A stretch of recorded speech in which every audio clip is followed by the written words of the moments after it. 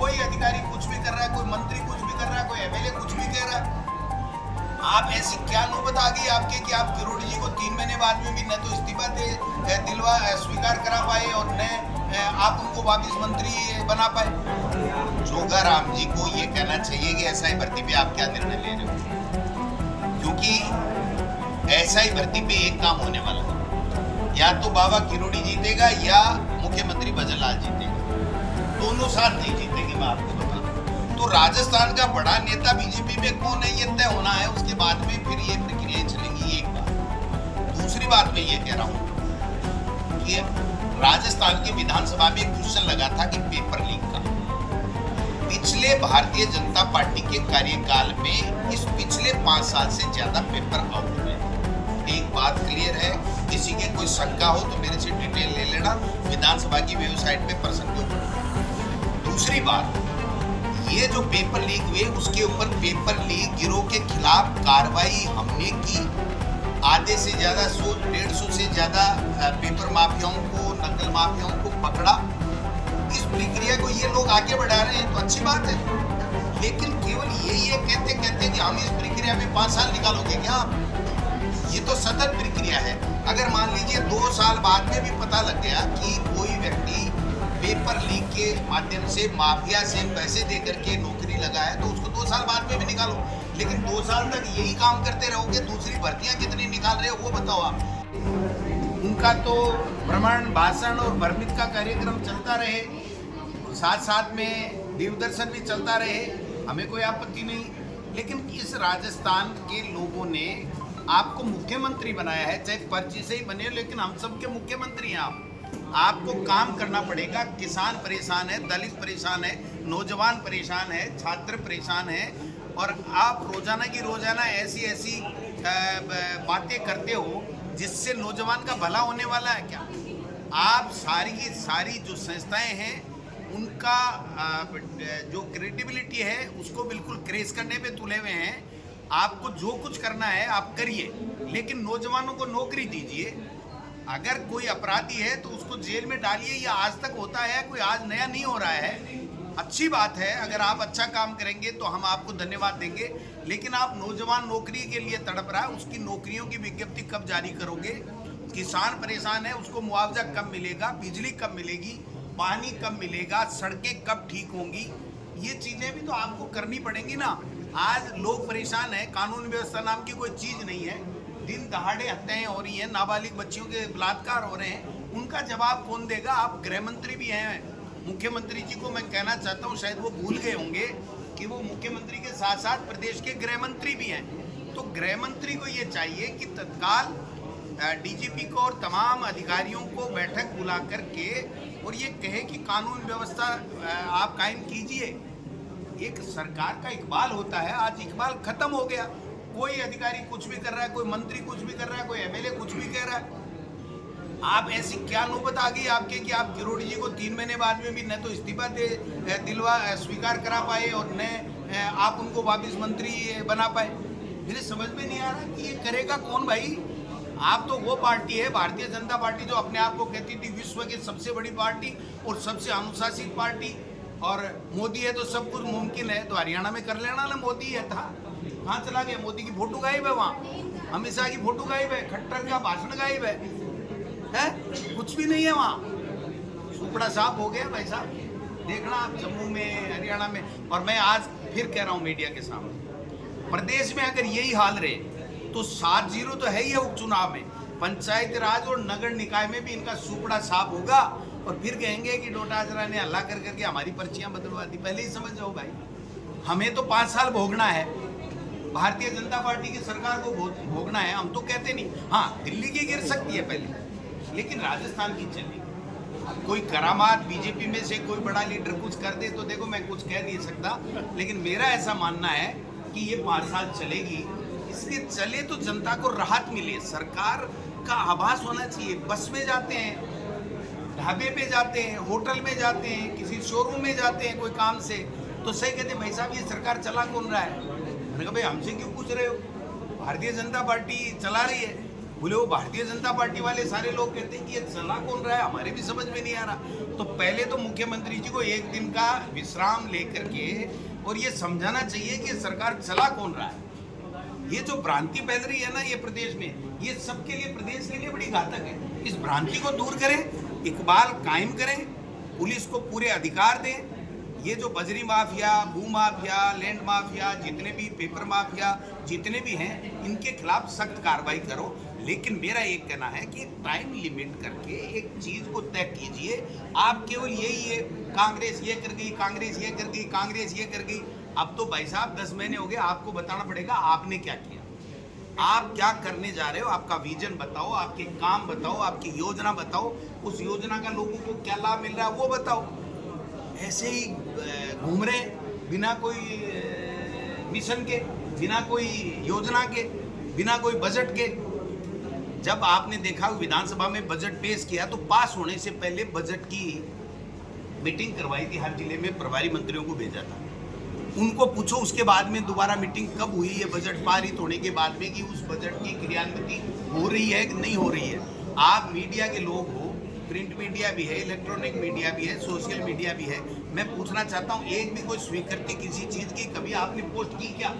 मुख्यमंत्री जी ने अपने भाषण में कभी कहा क्या कि हमने इतनी सड़कें पास कर दी, इतने बिजली के ग्रेड पास कर दिए, इतने बच्चों नौकरियों की बात कर रहे हैं, 1 लाख के लगभग तो देती बताते हैं उन्होंने।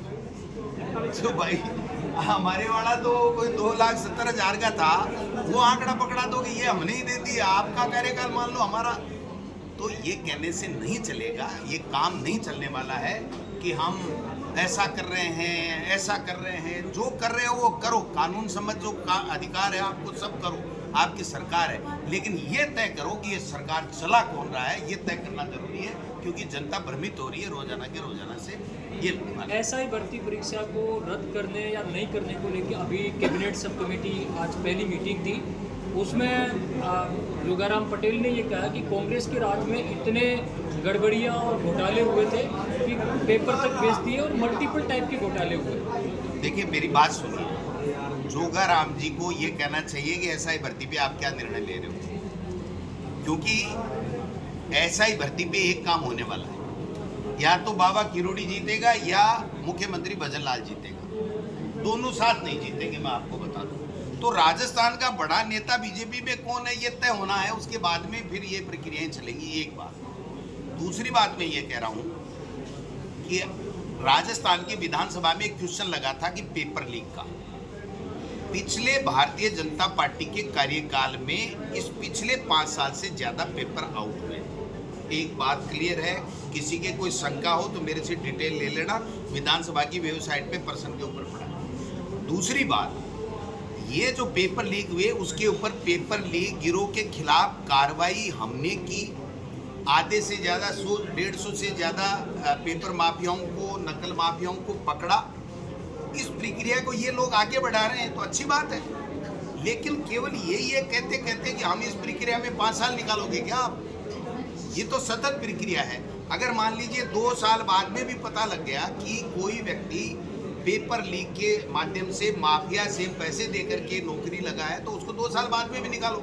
लेकिन 2 साल तक यही काम करते रहोगे, दूसरी भर्तियां कितनी निकाल रहे हो वो बताओ आप देखिए, अगर किसी संस्था की क्रेडिबिलिटी इतनी आप खराब कर दोगे तो उसके बाद में न तो वहाँ कोई आरपीएससी का चेयरमैन बनने को तैयार नहीं है इनके पास में। आरपीएससी के मेंबर सारे के सारे जो है ना वो कुंठित हैं कि हम कहाँ आ गए, हमको सबको तो बेईमान घोषित कर दिया। मैं कहता हूँ बेईमानों को पकड़ो, लेकिन सबको बेईमान मत बनाओ। आपके पास में कोई हथियार नहीं है, आपको कोई अधिकार नहीं है कि आप पूरी की पूरी आरपीएससी में चपड़ासी से लेकर के चेयरमैन तक सब बेईमान है और कर्मचारी चयन आयोग में बेईमान है। तो फिर क्या भजन लाल जी परीक्षा कराएंगे क्या, या किरोड़ी लाल जी कराएंगे? सबसे ज्यादा चीन के साहूकार है, वो कराएंगे क्या परीक्षा? तो ये संस्थाएं कराएंगी। और आप इतने ही जोरदार हो तो आप क्यों नहीं आरपीएससी का चेयरमैन ऐसा बना करके, और जो मेंबर खाली पड़े उनको एक नई जो आप सोच के साथ में और नई एक लोगों को नियुक्ति कीजिए कि ये देखो ये बेईमान लोग नहीं होंगे और ये कभी जिंदगी में बेईमानी नहीं करेंगे। इन लोगों को हमने लगाया, इन्होंने एक संभागीय आयुक्त लगाया और 4 दिन बाद में उसके छापा पटका दिया। तो फिर लगाया क्यों? जब 5 महीने से उसके खिलाफ कार्रवाई चल रही थी तो उसको लगाया क्यों? मैं नहीं कहता सही है गलत है, वो क्या है क्या नहीं है, वो तो कानून अपना काम करेगा। लेकिन मैं ये कह रहा हूँ कि इनको पता ही नहीं है, इसलिए पहले तो ये तय होना चाहिए कि ये सरकार चला कौन रहा है, चल कहाँ से रही है। क्या है जिले, मैंने कहा था ना, मैं चैलेंज करता हूँ इनका, एक भी जिला चेंज नहीं कर पाएंगे। इनके लिए जनगणना रुकेगी क्या? पूरा देश रुक जाएगा क्या? है ये तो, चाहे जो कहते थे इनको टाइम पास करना है, लेकिन इनको ये समझ में नहीं आ रही। 10 महीने गए तुम्हारे काका, 10 महीने चले गए, टाइम पास तो महीने 2 महीने का होता है भाई साहब। सारे दिन आप टाइम पास के लिए पिछली सरकार को पूरा कोसो, कोई बुराई नहीं है। आपके पास जो भी है संसाधन है, सरकार है, पुलिस है, जो गलती कर रहा है उसको आप पकड़ो, कोई दिक्कत नहीं है। लेकिन आप ये कह के हम ये कर रहे हैं, हम ये कह रहे हैं, हमने आज 2 पकड़ लिया, हमने आज 1 पकड़ लिया, इससे किसी के पेट में निवाला थोड़ी गया, नए बच्चे को नौकरी थोड़ी मिल गई, गरीब का इलाज थोड़ी फ्री में हो गया, पानी थोड़ी मिल गया। केवल एक स्टंट लेकर के और आप अपना टाइम पास कर रहे हो। इसलिए मैं तो कहूँगा, मुख्यमंत्री जी, पूर्व मुख्यमंत्री जी ने तो कहा था कि दिल्ली के अप डाउन कम करो, और मैं तो कहता हूँ कि ज़्यादा बढ़ा लो और वहीं रह जाओ। 10-5 दिन ये किरोड़ी वाला फैसला करा के लाओ आप, वरना आपकी सरकार नहीं चल पाएगी, पता नहीं चलेगा ये किधर से चल रही है, कौन चला। गजेंद्र सिंह जी हमारे केंद्रीय मंत्री हैं, और मैं तो ये कहना चाहता हूँ उनको कि उन्होंने तो एसओजी से जो बदलवाना था बदलवा लिया रिपोर्टें। अब हमारे बयान और स्वर कब बदलेंगे आप भी देखते जाइए। ये तो भाई साहब अभी 9-10 महीने हुए हैं, अगला जब विधानसभा का सत्र आए ना, तब इनकी नानी याद दिला देंगे। ये जो गुजरात वाले ला के यहाँ बड़े बड़े होटलों में ठहर के ये जो टेंडर डॉक्यूमेंट वहाँ ड्राफ्ट करा के शर्तें नई जुड़वा के जो राजस्थान की संपदा लूटने का काम कर रहे हैं ना, इनकी भुर्ज बुला देंगे हम। गलतफहमी में जी रहे हैं ये वो एक कहावत है कि अगर एक कबूतर है या कमेडी है, अगर बिल्ली आ जाती है और वो आंख नीच ले तो वो ये सोच ले कि ये बिल्ली मेरे को छोड़ देगी, तो वो उसकी गलतफहमी है। तो ये इनकी गलतफहमी है कि ये हम लोगों पे, हमारी सरकार पे आप झूठे आरोप लगा करके ये बच जाएंगे। अब नंबर इनका है, इसलिए ये तैयार नहीं। ऐसा मानना है, मेरा ऐसा मानना है कि किरोड़ी लाल मीणा जी एक मंत्री हैं, उनकी अपनी हैसियत है और मंत्रिमंडल की सामूहिक जिम्मेदारी होती है। वो मंत्रिमंडल में कुछ भी कहें, लेकिन सार्वजनिक रूप से उनको नहीं कहना चाहिए, और जो फैसला कराना है मंत्रिमंडल में मुख्यमंत्री जी से और मंत्रियों से कराना चाहिए। लेकिन ये दोहरी बातें नहीं चलेगी कि मैं मंत्री भी हूँ और मैं एक परिवार लेकर के, और मैं सार्वजनिक मंच पे ये भी कह रहा हूँ कि हमारी सरकार क्यों नहीं कर रही है, ये फैसला करना चाहिए। मैं समझता हूँ कि ये राजनीति ठीक नहीं है। बाकी उनकी मर्जी है, वो कैसा करें कैसा नहीं करें, ये तो अपनी सरकार को उसमें कंडेम करने वाला वो हो गया। तो फिर भाई आप मंत्री हो तो कम से कम मंत्री का जो दायित्व होता है वो दायित्व तो आपको निभाना पड़ेगा। आप अपने घर में बैठ के कुछ भी फैसले कर लो, वो मंजूर है, लेकिन ये सार्वजनिक रूप से नहीं कहना चाहिए। बाकी उनकी मर्जी है, उनका सोच है। साडू भाई का रोल अदा कर रहे हैं। हाँ स्टाइल में अमेरिका में भी भाई साहब, अब देखना सातों चुनाव में देखना, फिर आगे जब चुनाव हो तो देखना, पंचायत राज देखना, ये करा ही नहीं पा रहे इस गमछे के डर से। अनुमान बेनीवाल, लेकिन पंचायत चुनाव नहीं करवा पा रहे हैं। अनुमान बेनीवाल ने, आप बताओ, वन स्टेट वन इलेक्शन का आपने कभी कोई पढ़ा, एक चिट्ठी पढ़ी इस सरकार की?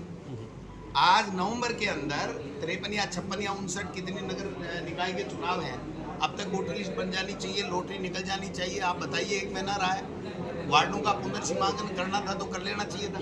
ये तो हाथ पे हाथ धरे बैठे हैं कि अपने तो एक पत्थर फेंक दो कांग्रेस पे, सो जाओ, पत्थर फेंक दो दूसरे दिन उठो, और एक पत्थर फेंक दो सो जाओ। तो ऐसे कितने दिन चलेगा काम? इनको काम करना। आपके साथ जी, हनुमान बेनीवाल ने कहा है कि गमछा घुमाने वाला नेता जनता का भला नहीं कर सकता। वो उनकी मर्जी है साहब, वो नेता है, हमारे इंडिया गठबंधन का सम्मानित MP है, वो कुछ भी गए ठीक कह रहा है। क्या दिक्कत है तुम्हें क्या दिक्कत आ रही? मेरे को नहीं है। थैंक यू भाई।